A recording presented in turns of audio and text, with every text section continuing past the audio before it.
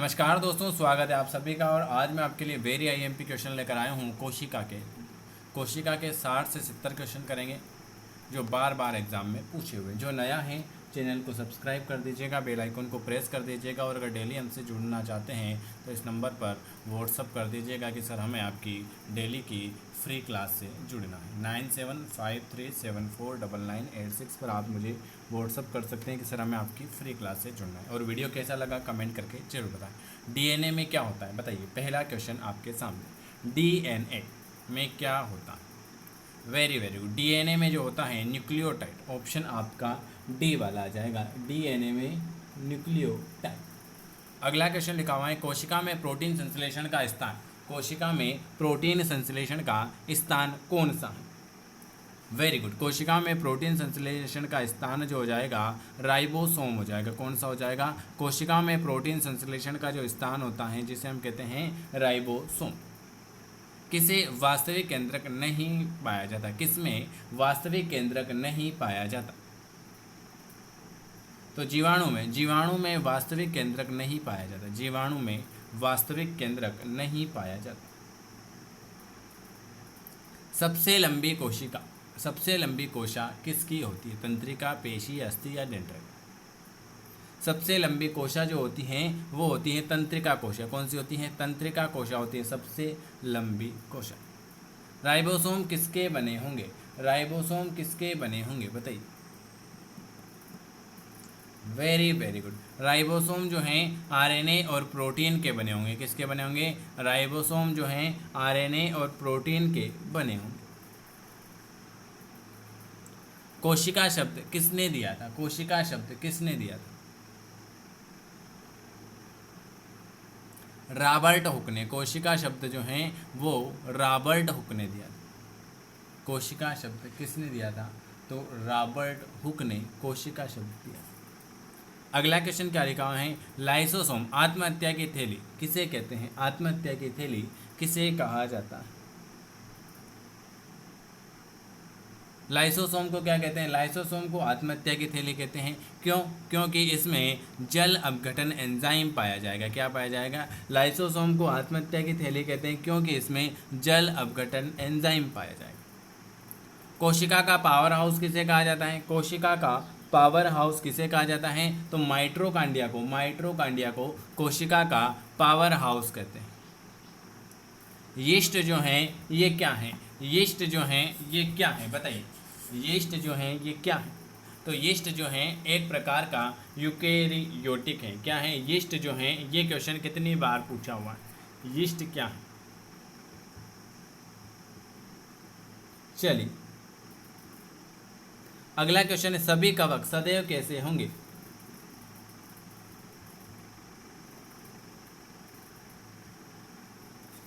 सभी कवक सदैव कैसे होंगे। सभी कवक जो होते हैं वो स्वपोषी होंगे। अगला क्वेश्चन है, कवक में संचित भोज्य पदार्थ। कवक में संचित भोज्य पदार्थ। कवक में संचित भोज्य पदार्थ 11 नंबर का डी वाला ग्लाइकोलिज या तेल के बने होंगे। चलिए अगला क्वेश्चन क्या लिखा हुआ है,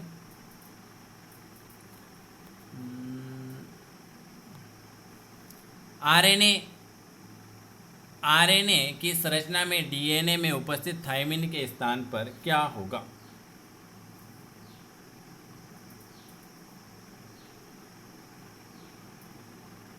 वेरी गुड। बिल्कुल सही जवाब। आरएनए की संरचना में डीएनए में उपस्थित थायमिन जो होगा वो आपका यूरेसिल होगा। कौन सा सबसे छोटा जीव है। सबसे छोटा जीव कौन सा है। सबसे छोटा जीव कौन सा।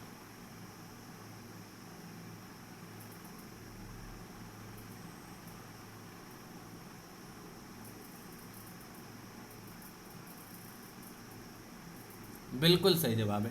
सबसे छोटा जीव कौन सा है। डी वाला माइक्रोप्लाज्मा। माइक्रोप्लाज्मा सबसे छोटा जीव जो है वो है आपके माइक्रोप्लाज्मा हो जाएगा। प्लाज्मा झिल्ली, प्लाज्मा झिल्ली किसकी बनी होगी? प्लाज्मा झिल्ली किसकी बनी होगी? Very good. प्लाज्मा झिल्ली जो है वो कोशिका में जल खनिज लवण के, कोशिकाओं में जल खनिज लवण के प्रवेश या निकास को नियंत्रित करती है। कोशिका झिल्ली का क्या कार्य है? कोशिका झिल्ली का कार्य है कि कोशिकाओं में जल खनिज लवण के प्रवेश या निकास को नियंत्रित करती है। चलिए अगला क्वेश्चन क्या लिखा हुआ है आपके सामने? अगला क्वेश्चन आपके सामने ये रहा। इस चैप्टर में कितने क्वेश्चन हैं सभी कुछ करेंगे। इलेक्ट्रॉन सूक्ष्मदर्शी की उच्च आवर्धन क्षमता कितनी होती है? इलेक्ट्रॉन सूक्ष्मदर्शी की उच्च आवर्धन क्षमता कितनी होगी?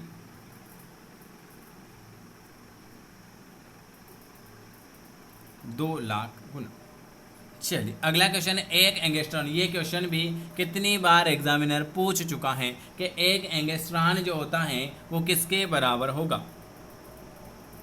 एक एंगस्ट्रॉन जो होता है 10 मीटर के बराबर होगा। एक कोशिका में सबसे ज़्यादा पाया जाने वाला पदार्थ कौन सा है? एक कोशिकाओं में सबसे ज़्यादा पाया जाने वाला पदार्थ जो है वो कौन सा है? प्रोटीन हो जाएगा। एक कोशिकाओं में सबसे ज़्यादा पाया जाने वाला पदार्थ प्रोटीन हो जाएगा। कोशिका सिद्धांत का प्रतिपादन किसने किया था? कोशिका सिद्धांत का प्रतिपादन किसने किया था?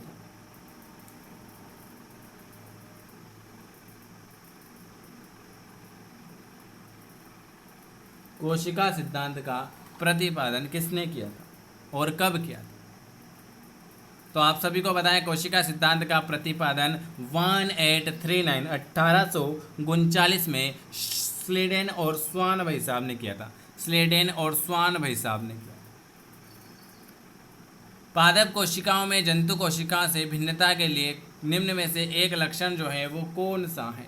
पादप कोशिकाओं में जंतु कोशिका से भिन्नता के लिए एक लक्षण जो होगा वो कौन सा होगा? पादप कोशिकाओं की कोशिका भित्ति जो होती हैं वो सेल्यूलोज की बनी होगी।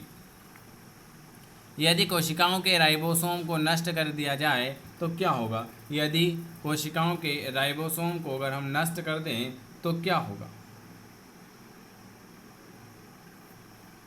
Very good.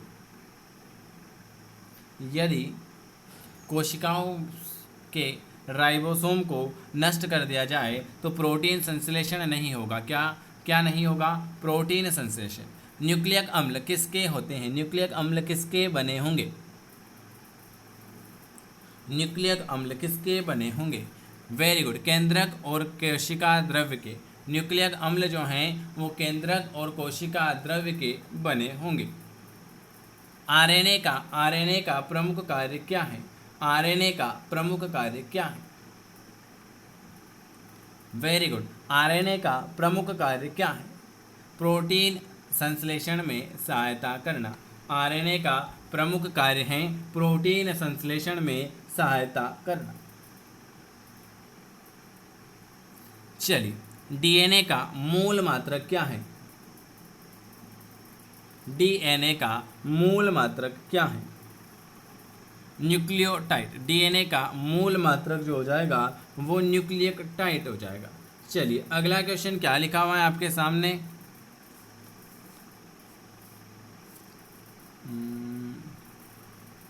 तेईस के बाद 21। निम्न में से कोशिका सूक्ष्मतम जीवित कोशिका है। निम्नलिखित की कोशिका सूक्ष्मतम जीवित कोशिकाएं किसकी कोशिकाएं सूक्ष्मतम जीवित कोशिकाएं हैं?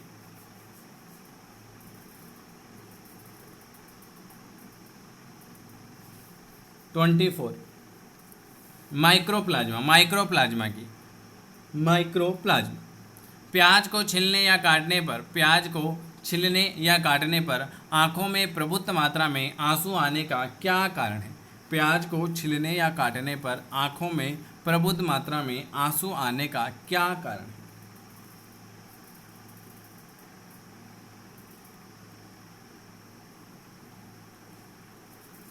Very good. प्याज की कोशिकाओं में विद्यमान गंध।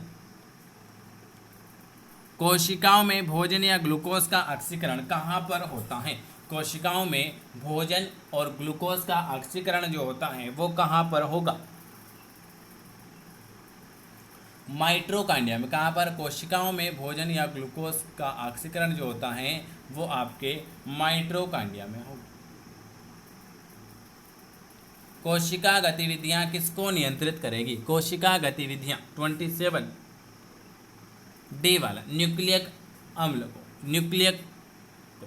चलिए, ये आज मैंने आपको 27 क्वेश्चन कराए हैं। अगर आपको वीडियो थोड़ा सा भी पसंद आता है तो आपको लाइक करना है, शेयर करना है, सब्सक्राइब करना है। और अगर हमसे डेली की क्लास में जुड़ना चाहते हैं तो इस नंबर पर व्हाट्सअप कर देना है कि सर हमें आपकी डेली की फ्री क्लास से जुड़ना है। इसके अलावा आपके लिए बुक अवेलेबल हैं।